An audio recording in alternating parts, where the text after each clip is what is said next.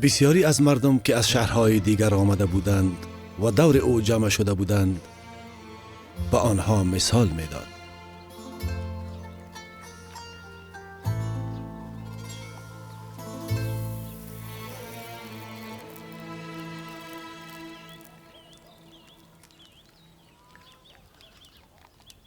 یک دهقان رفت که کشت کنه. در وقت کشت بعض تخم ها در راه افتادن و زیر پا شدن و مرغا اونا را خوردن. تخمای دیگه بالای سنگا افتادن. وقت رویدن پشمرده شدن چون زمین نم نداشت.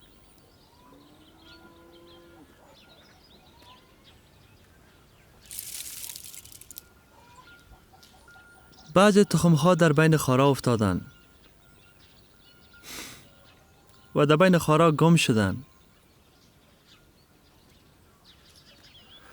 تخمای دیگه در زمین خوب افتادن و رویدن و حاصل دادن. صدها مرتبه زیادتر.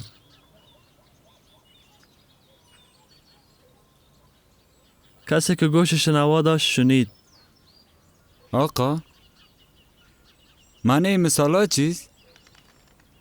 درباره دهقان تخم که بود؟ راست میگم معلم صاحب. چی معنا میته؟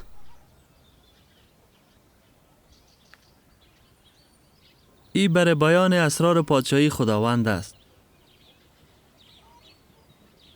این معنای مثال است.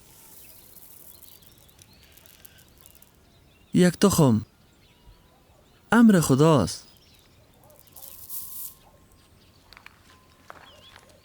او تخمایی که در راه افتاده بودند آنهایی هستند که امر خدا را شنیدند. با شیطان آمد امر خدا را از قلبشان دور کرد. پس آنها گمراه میشن. تخم‌هایی که در سنگا افتیده بودند آنهایی هستند که امر خداوند به بار اول اطاعت میکنند اما هیچ ریشه ندارند.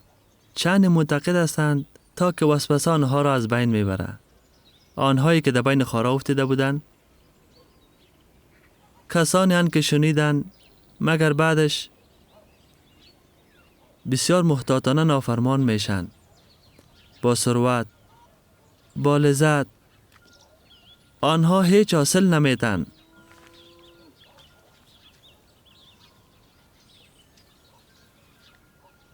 و تخمایی که در زمین خوب افتیدن آنهایی هستند که امر خدا را با قلب صالح اطاعت میکنند و با ایمان استقامت حاصل میتن.